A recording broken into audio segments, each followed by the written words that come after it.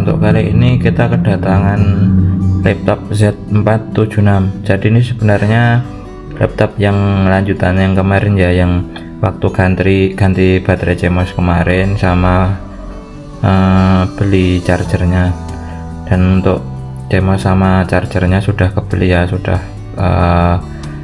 ready semua barangnya dan kita sudah bisa. Nah, ternyata kali ini untuk si pemilik menginginkan penggantian SSD juga, jadi di upgrade menjadi SSD dari harddisk biasa.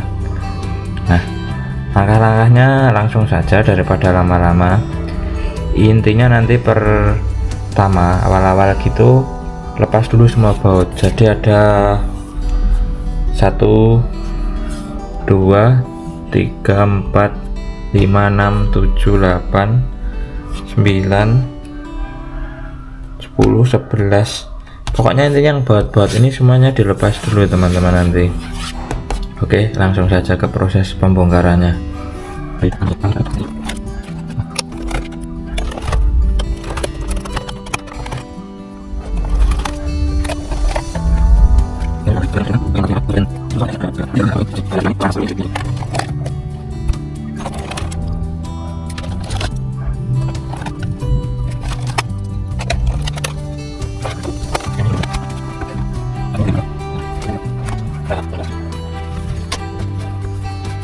Akhirnya setelah sekian agak lama ya, nih masih sulit sekali tadi nyopotnya.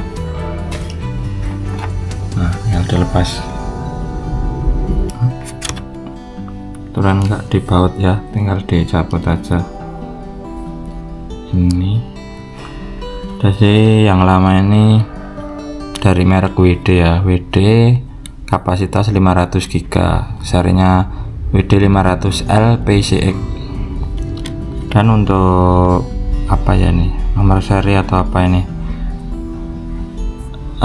tertera tanggal 24 Juni 2017, product of Malaysia. Jadi kemungkinan tahun pembuatannya ya, mungkin ya, saya juga kurang paham.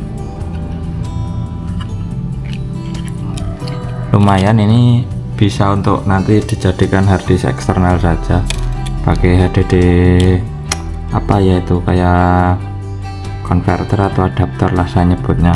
Pokoknya nanti bisa berubah menjadi eksternal dengan cara beli alatnya itu nanti dihubungkan dengan melalui kabel USB atau ya USB sih biasanya. Kalau yang Type C itu biasanya yang model-model sekarang yang sudah adapter yang buat SSD yang M.2 atau M.2 NVMe kayak gitu. Oke, ini habis ini saya ambil dulu untuk SSD nya yang baru ya.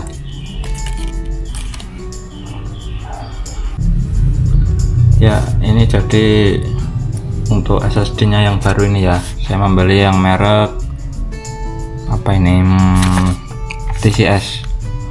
Kenapa saya memilih ini? Karena terus terang saja budget kan terbatas juga, dan sudah beberapa bulan ini sepertinya untuk memori, bahan baku memori dan apa-apa kan naik itu. Karena alasan apa saya juga males lah menceritakan. Intinya harganya itu naik, ganti harga, bukan harga naik tapi ganti harga itu. Soalnya mulai dari sebelum ada kenaikan harga itu kan sekitar 160 180 udah dapat, sekarang jadi 400, ngeri sekali. Makanya kalau beli semisal SSD, flash disk, pokoknya yang berjenis untuk penyimpanan data biasanya, dan ada bahan apa ya tertentu, silika, pasta silika atau apa itu, pasir silika atau apa, bahan itunya tuh pasti mahal teman-teman. Jadi ya kalau nggak urgent banget, mending nunggu, siapa tahu masih bisa turun lagi kan harganya. Tapi kalau urgent ya mau gimana lagi ya, harus ya mau nggak mau dibeli. Dan ini varian yang paling termurah di tempat saya, ini sekitar 400an ini teman-teman, yang 128 GB TCS ya. Moga-moga awet lah ya teman-teman, karena terus terang juga baru pertama kali ini mencoba untuk yang merek ini. Biasanya saya menggunakan yang Midas Force, itu sudah lumayan, dan beberapa klien saya tuh saya pakaiin yang SSD itu awet, nggak ada kendala selama beberapa tahun. Semoga ini juga bisa awet ya, karena budget juga dari klien sendiri juga terbatas budget itu, jadi ya saya pilihkan yang ini dengan konsekuensi yang saya sebutkan tadi, karena belum tahu kualitas aslinya gimana. Katanya juga nggak apa-apa, jadi ya saya coba ini aja, semoga tapi ya awet ya teman-teman. Oke, tanpa basa-basi lagi, tanpa berlama-lama, langsung saja kita mulai proses pemasangan sekaligus unboxing dari SSD nya ini sendiri.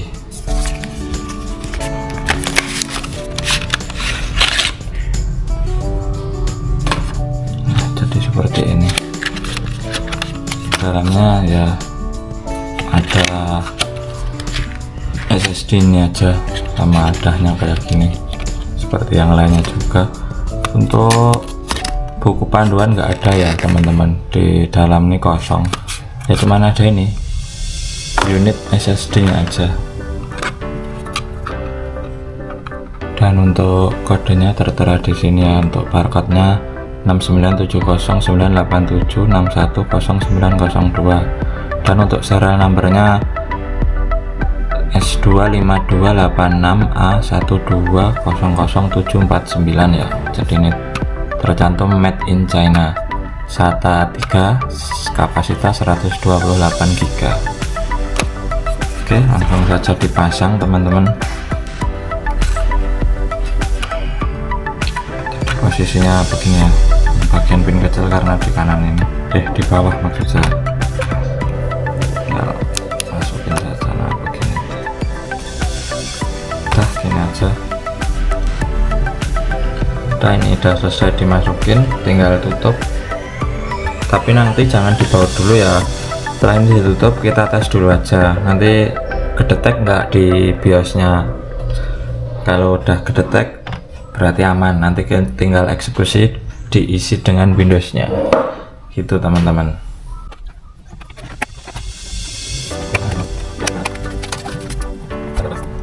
Saya keluarkan chargernya dulu teman-teman.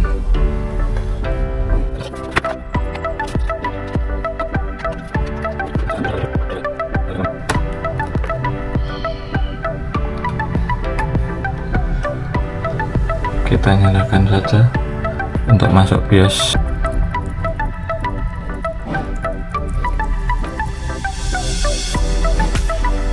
Ya, F2.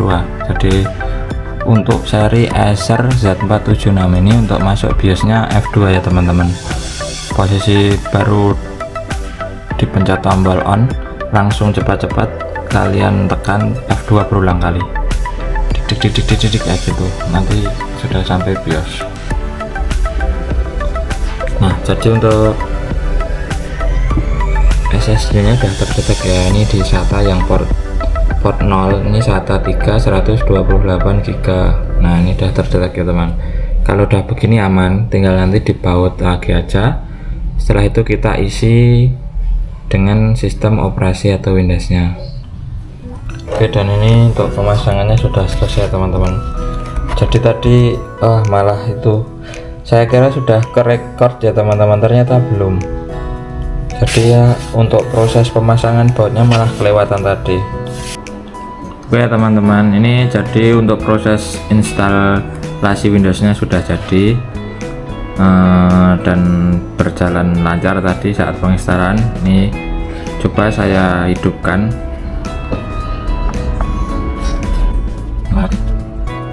Dan ini saya instalasinya memakai Windows 10 ya teman-teman.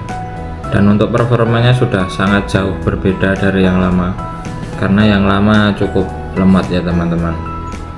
Ini sudah berkali-kali lebih cepat ini ya, dan akhirnya berhasil.